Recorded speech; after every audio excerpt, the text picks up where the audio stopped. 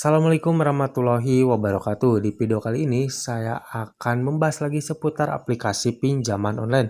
Nah, di kesempatan kali ini saya akan membahas tentang resiko-resiko yang akan kita dapatkan ketika kita gagal bayar di aplikasi pinjaman online 2023. Pasti buat kalian yang mungkin sekarang mengalami keterlambatan atau gagal bayar di aplikasi-aplikasi pinjaman online legal ataupun ilegal, tidak dapat dipungkiri pasti kalian akan mendapatkan resiko-resiko ya ketika kalian mengalami yang namanya keterlambatan dalam pembayaran tagihan kalian. Lalu resiko apa saja nih yang akan kita dapatkan ketika kita mengalami yang namanya keterlambatan atau gagal bayar di aplikasi pinjaman online di tahun 2023 ini? Untuk lebih jelasnya simak video ini sampai habis. Yang pertama sudah pasti ya, kalian akan mendapatkan peringatan, penagihan, dan juga ancaman-ancaman ya dari DC online aplikasi pinjaman online. Nah, di tahun 2023 ini untuk penagihan, peringatan, bahkan ancaman dari DC pinjaman online ini tuh semakin gencar ya, karena tidak dapat dipungkiri semakin sini semakin banyak nasabah-nasabah yang mengalami keterlambatan atau gagal bayar di aplikasi pinjaman online. Nah, ini adalah penyebabnya kenapa DC online sekarang itu lebih gencar dan lebih rajin menghubungi nasabah-nasabah yang mengalami keterlambatan atau gagal bayar. Bahkan banyak juga nasabah yang belum masuk jatuh tempo itu sudah banyak peringatan-peringatan yang masuk dari DC pinjaman online ya. Jadi kalian jangan heran buat kalian yang mempunyai tagihan di aplikasi pinjaman online bahwasanya untuk peringatan-peringatannya pasti akan lebih gencar dan lebih rajin ya, karena ini untuk menghindari yang namanya nasabah-nasabah yang mengalami gagal bayar di aplikasi pinjaman online.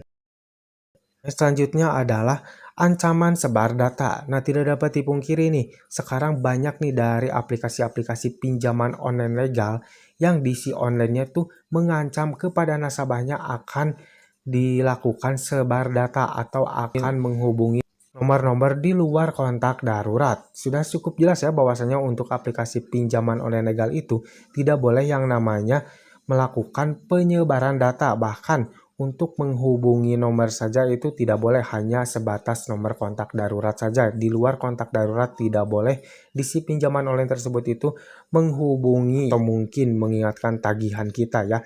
Namun akhir-akhir ini banyak nih dari DC-DC pinjaman online legal yang mengancam nasabah yang mengalami keterlambatan atau gagal bayar tersebut itu diancam bahwasanya akan dihubungi nomor-nomor di luar kontak darurat. Bahkan ada juga DC dari pinjaman online legal yang mengancam nasabahnya itu akan dilakukan sebar data. Ini sudah pasti ya, itu sudah melanggar aturan yang sudah ada.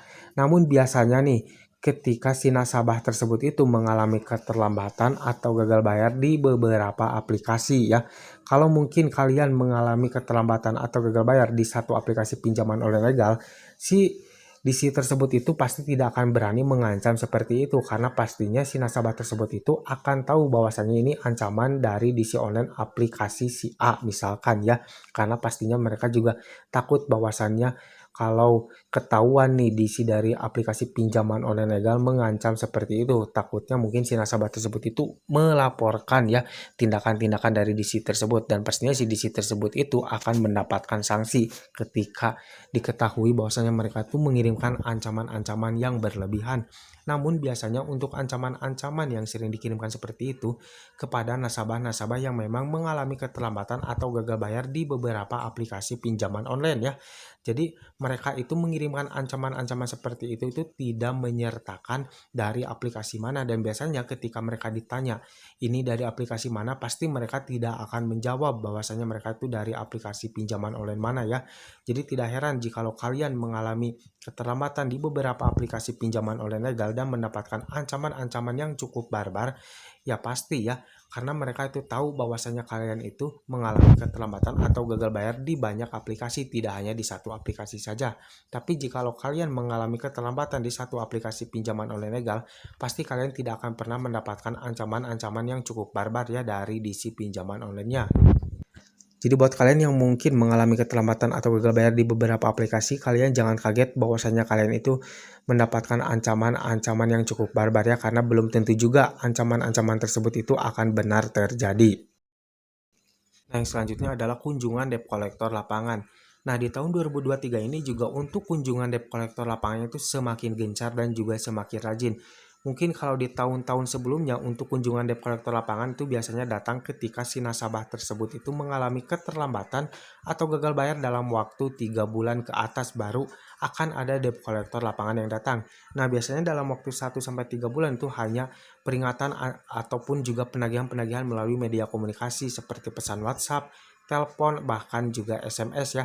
Nah, ketika sudah memasuki 3 bulan biasanya penagihan atau peringatan melalui media komunikasi itu akan mendadak berhenti, karena pastinya ketika sudah berhenti seperti itu akan ada tim debt collector lapangan yang datang ke rumah. Namun di tahun 2023 ini banyak debt collector lapangan dari aplikasi pinjaman online legal itu yang cukup rajin dan juga cukup gencar ya. Baru keterlambatan 2 bulan saja sekarang sudah banyak debt collector lapangan yang datang ke rumah nasabah yang mengalami keterlambatan.